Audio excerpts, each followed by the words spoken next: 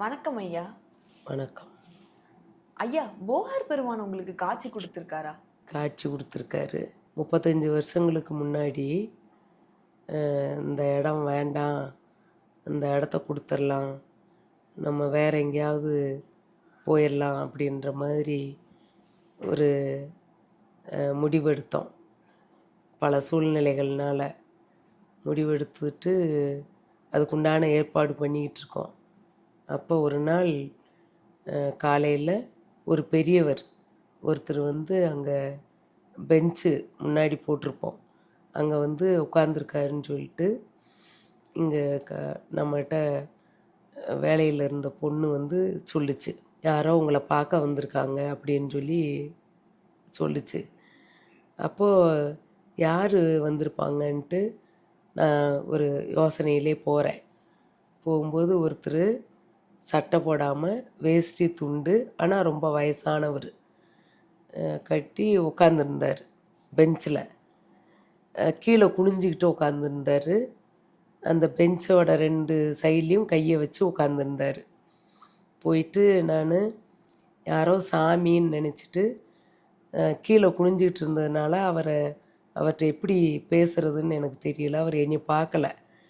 அதனால் நம்மளே கேட்போம்னு சொல்லிட்டு, சாமி தண்ணி குடிக்கிறீங்களா அப்படின்னு கேட்டேன். அவர் பதிலே பேசலை. 2 தடவை கேட்டேன், பதில் பேசலை.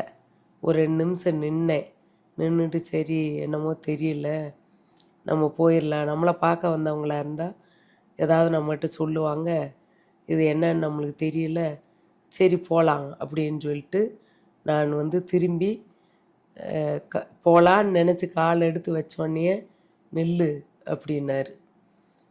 அப்புறம் சாமி அப்படின்னேன். சொன்னேன். அப்படியே இப்படி திருப்பி என்னை பார்த்தாரு. பார்த்தோன்னே அந்த கண்ணு சாதாரண கண்ணாகவே எனக்கு தெரியல. அப்படி ஒரு வெளிச்சம் அந்த கண்ணில். வெளிச்சன்றதை விட ஒரு கருவிழியெல்லாம் அப்படி ஒரு வெள்ளையாக,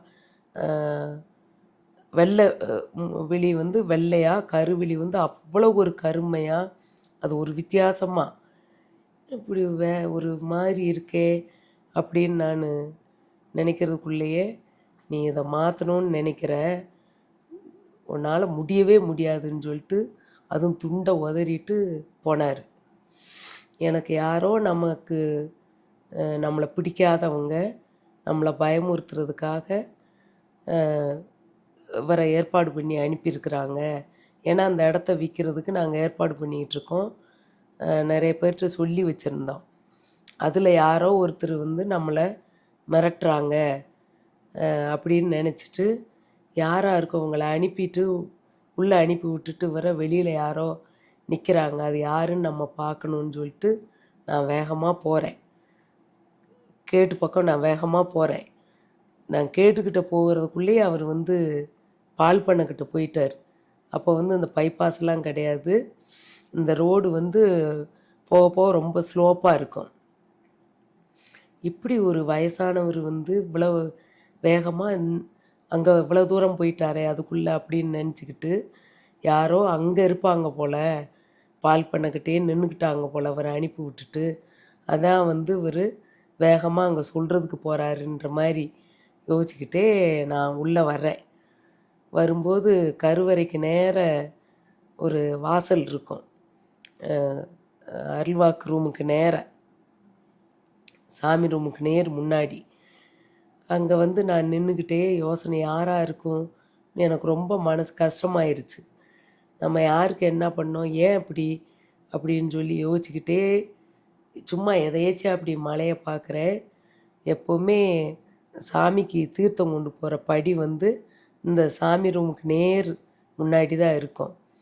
அந்த படி மேலே அவர் போகிறாருன்றத ஜூம் பண்ணி காட்டினா அவர் முகம் எப்படி தெரியுமோ அது மாதிரி அவர் முகம் மட்டும் எனக்கு நல்லா இங்கே பார்த்தா அதே முகம். ஒரு நிமிஷம் நான் ஸ்டன் ஆகிட்டேன். எப்படி ஒரு வயசானவர்னால இவ்வளோ சீக்கிரத்தில் அந்த இடத்துக்கு போக முடியும், அதுவும் நம்ம பார்க்குற மாதிரி எப்படி அப்படி காட்ட முடியும் அப்படின்னு நினச்சிட்டு, இது ஏதோ வேறையாக இருக்குது, நம்ம ஏதோ தப்பாக புரிஞ்சிட்டோம் அப்படின்ற மாதிரி நினச்சிட்டு அப்படியே உட்காந்துட்டேன். அன்றைக்கி எனக்கு ஒன்றுமே ஓடல. இவங்க எப்போ வருவாங்க ஆஃபீஸ்லேருந்து, வரவங்க இதை சொல்லணும் அப்படின்ற மாதிரி ரொம்ப ஒரு இதாயிருச்சு. அன்றைக்கி ஒன்றுமே என்னால் பண்ண முடியலை. அதுக்கப்புறம் அவங்க வந்தபோது சொன்னேன், இப்படி ஒருத்தர் வந்தார் அப்படின்னு சொல்லிட்டு. அப்புறமா சரி வெள்ளிக்கிழமை நம்ம வந்து அவர்கிட்டயே கேட்டுருவோம் அப்படின்னு சொல்லி அவங்க சொன்னாங்க. அதுக்கப்புறம் நம்ம முடிவு எடுக்கலாம் அப்படின்னு சொல்லிட்டு அப்படியே மனசை சரி பண்ணிக்கிட்டோம். அப்போது அந்த வெள்ளிக்கிழமையும் நிறைய பேர் வந்திருந்தாங்க. அப்போ ஒரு பொண்ணு வந்து ஆசீர்வாதத்துக்கு வந்திருக்கு. அந்த பொண்ணுக்கு கண்ணுக்கு எப்படி தெரிஞ்சிருக்குன்னா, என்னோட உருவமே தெரியலை. வெள்ளையாக ட்ரெஸ் போட்டு வெள்ளை தாடி வச்சு ஒரு வயசானவர் அங்கே உட்காந்துருக்கிற மாதிரியே இருந்துச்சான் அந்த பொண்ணுக்கு. என்ன நம்ம வந்து பார்த்தது ஒரு பொண்ணு தான் இங்கே சொல்கிறாங்கன்னு தான் நம்ம வந்தோம். ஏன் நம்ம கண்ணுக்கு வந்து அவங்க தெரியல அப்படின்னு அந்த பொண்ணுக்கு புரியல. சித்தர் அதெல்லாம் அந்த பொண்ணுக்கு விவரம் தெரியல. அப்புறமா முடிச்சுட்டு வெளியில் வந்து மக்கள் வந்து விளக்கம் சொல்லுவாங்க. அப்போ வந்து நீங்கள் இனி ஆசீர்வாதம் கேட்க சொன்னீங்க. அப்போ நான் கேட்டபோது இவங்களே எனக்கு தெரியல, ஒரு வயசானவர் வெள்ளை தாடி வச்சு உட்கார்ந்துருந்தார் அந்த இடத்துல, இவங்க இல்லை அப்படின்னு சொல்லி அந்த பொண்ணு சொல்லியிருக்கு. அப்போ வந்து எங்கள் எல்லாருக்குமே மக்கள் எல்லாத்துக்குமே ரொம்ப பெரிய ஆச்சரியமாக போச்சு.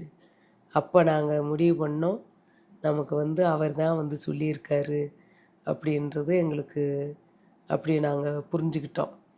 அப்படி ஒரு அதிசயம் நடந்தது.